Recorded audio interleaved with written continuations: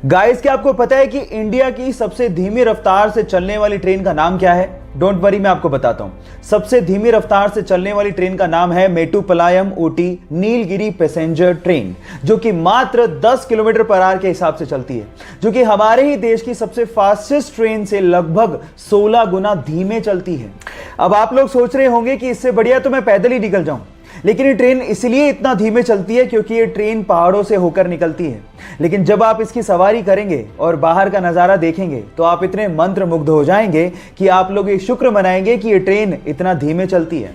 क्या आपको इसके पहले तक इफेक्ट पता था? और अगर नहीं पता था तो चैट सेक्शन में लिखना मत भूलिए। जहाज में किया गया टॉयलेट सीधे जमीन पर आकर गिरता है तो बच्चों के जैसा सवाल, लेकिन कभी ना कभी आपके भी दिमाग में सवाल तो जरूर आया होगा। कई बुद्धिजीवियों का तो यह भी कहना होगा कि वो टॉयलेट अर्थ के एनवायरनमेंट में आते आते अपने आप ही खत्म हो जाता है। लेकिन थांबा, ऐसा कुछ नहीं होता, क्योंकि हर एक हवाई जहाज के पास खुद का 2 गैलन का एक टैंक होता है जिसमें उस टॉयलेट को इकट्ठा किया जाता है, और जैसे ही हवाई जहाज लैंड करता है उसके बाद उस टैंक को खाली कर लिया जाता है। अब अगर अगली बार आपके सिर पे कभी पानी का टपका गिरे तो आप ये समझ लेना कि वो कम से कम हवाई जहाज से तो नहीं गिरा। क्या इसके पहले तक के इफेक्ट आप जानते थे? और अगर नहीं जानते थे तो चैट सेक्शन में लिखना मत भूलिएगा। आप लोगों ने हवाई जहाज में लगे ब्लैक बॉक्स के बारे में सुना होगा। जब भी दुर्घटना की खबरें आती हैं तो सबसे पहले हवाई जहाज के ब्लैक बॉक्स को ढूंढा जाता है ताकि दुर्घटना के कारणों का पता लगाया जा सके।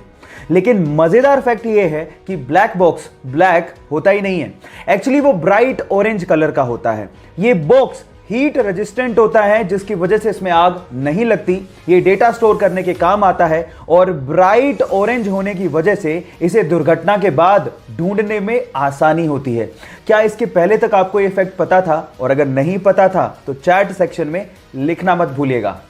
हैंडराइटिंग से आप किसी भी टीचर को इंप्रेस कर सकते हो, और कई लोगों ने बचपन में अपनी हैंडराइटिंग को ठीक करने के लिए कोशिश भी की होगी। कईयों ने ठीक कर ली होगी और कईयों ने टीचर से मार भी खाई होगी। लेकिन अगर मैं आपसे कहूं कि एक 8वीं क्लास की लड़की है जिसकी हैंडराइटिंग कंप्यूटर के फॉन्ट को भी मात दे दे, तो क्या आप विश्वास करोगे? जरा ध्यान से देखिए इस हैंडराइटिंग को। लड़की नेपाल की है जिसका नाम है प्रकृति मल्ला, और उसकी हैंडराइटिंग को दुनिया की सबसे खूबसूरत हैंडराइटिंग्स में से एक माना गया है। क्या आप लोगों को भी लगता है कि कंप्यूटर के फॉन्ट को भी मात देती है प्रकृति की राइटिंग? चैट सेक्शन में लिखना मत भूलिएगा। यानी कि ट्रेन हमारे देश की लाइफलाइन है, लेकिन क्या आप लोगों को पता है कि हमारे देश में सबसे लंबे रूट की ट्रेन कहां से कहां चलती है और उसका नाम क्या है? चिंता मत करिए, मैं आपको बताता हूं। उसका नाम है विवेक एक्सप्रेस, जो कि असम के डिब्रूगढ़ से कन्याकुमारी तक का सफर, जो कि 4286 किलोमीटर का है, उसे लगभग 82.5 घंटों में तय करती है। और यह हमारे देश की ही नहीं, इस सब कॉन्टिनेंट की सबसे लंबे रूट की ट्रेन भी है। क्या आपको इसके पहले तक इफेक्ट पता था? और अगर नहीं पता था तो चैट सेक्शन में लिखना मत भूलिएगा।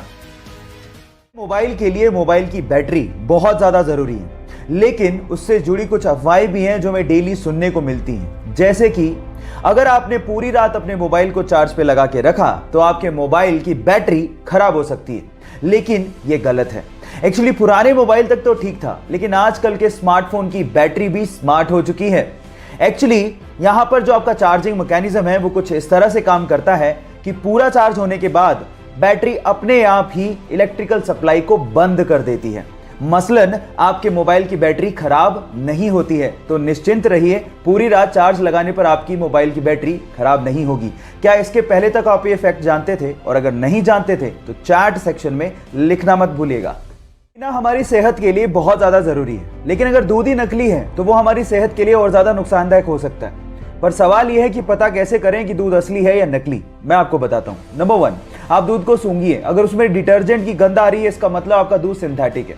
नंबर 2, जो असली दूध होता है उसे स्टोर करने पर वो रंग नहीं बदलता, जबकि नकली दूध स्टोर करने पर कुछ ही समय में पीला पड़ जाता है। और तीसरा सबसे अच्छा तरीका है कि आप दूध की कुछ बूंदें लें और उसे चिकनी लकड़ी या फिर चिकने पत्थर पर टपकाएं, और अगर वो बहते हुए सफेद धार बनाए तो इसका मतलब यह है कि आपका दूध असली है।